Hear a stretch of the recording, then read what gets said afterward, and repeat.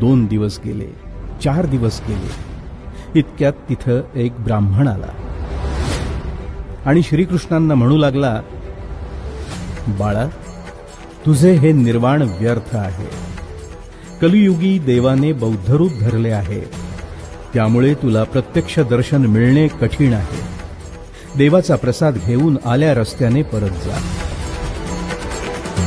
ब्राह्मणाचे भाषण ऐकून श्रीकृष्णाला आश्चर्य वाटले.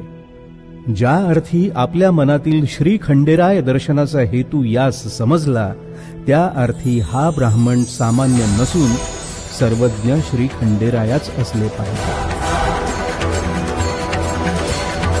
आणि मग श्रीकृष्ण देवांनी त्या ब्राह्मणास निश्चयाने सांगितले, नामदेवाने कपाळ फोडून श्री विठ्ठलाचे दर्शन घेतले, तर मीही नामदेवा